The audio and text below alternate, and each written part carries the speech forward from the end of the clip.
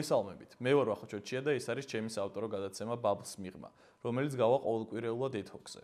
დავიწყოთ საუბარი იმით, თუ რა არის ბაბლი და რატო უნდა ვიაზროვნოთ მის მიღმა. ბაბლი არის 21 საუკუნის მეორე ნახევარში სოციალური ქსელების გაჩენასთან ერთად წარმოქმნილი ფენომენი, რომელიც გულისხმობს ერთგანზომილებიანი აზროვნების მატრიცას, რომლის ფარგლებში წყალიბდება მხოლოდ ერთ სიბრტყეზე და ერთ თარგზე მოჭრილი აზრი, რომელიც თავის მხრივ აღიარებულია აბსოლუტურ ჭეშმარიტებად და დაუშვებელია მისი კრიტიკა.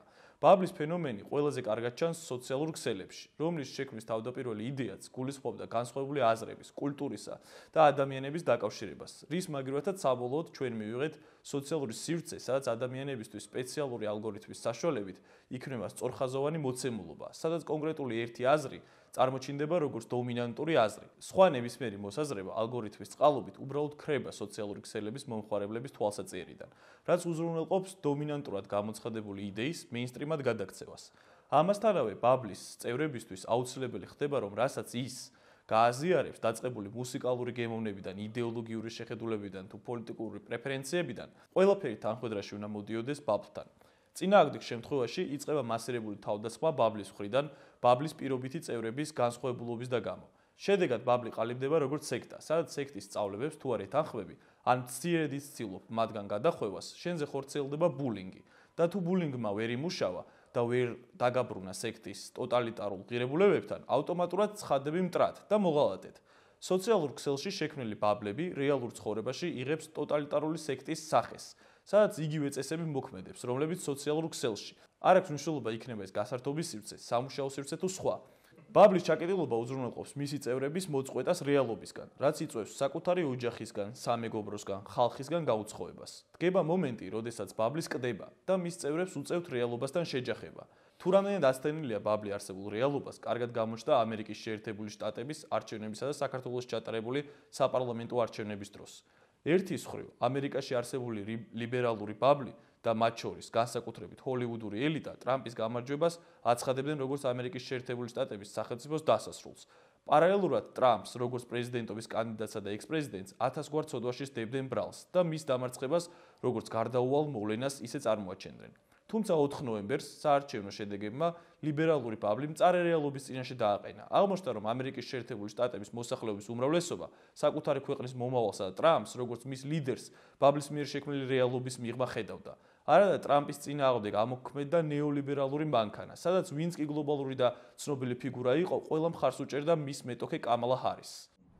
And that's getting to the polls to vote because every vote counts. Meanwhile, Vice President Kamala Harris rallied in Michigan with are at the precipice of an incredible shift, the brink of history.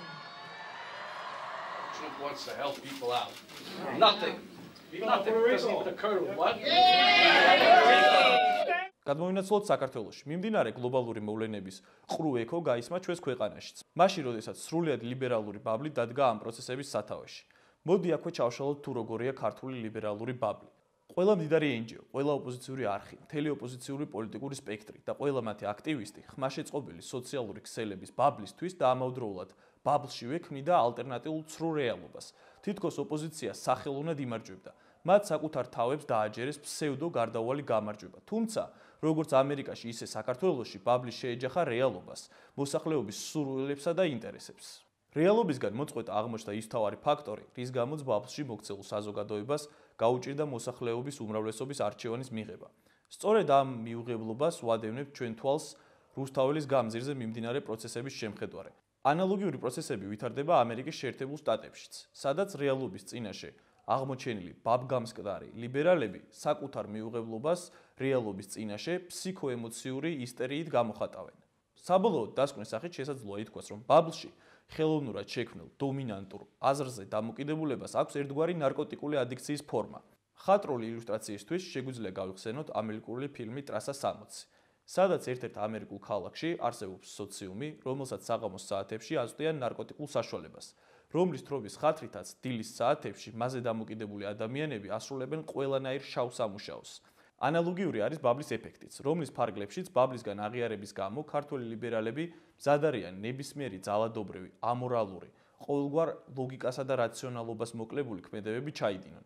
მაგალითად ესროლ მოლოტოვის კოქტეილი თუ პიროტექნიკა სამართალდამცავებს. ჩაერთონ ძალადობრივ პროცესში, მხოლოდ იმიტომ, რომ მიიღონ ბაბლისგან მოწონების ნარკოტიკული თრობა. შესაბამისად, ეგზისტენციალური მნიშვნელობის საგანია თითოეულმა ჩვენგანმა შევძლოთ ბაბლს მიღმა აზროვნება. დღეს ამით გემშვიდობებით. შევხვდებით კვლავ ეთოქზე.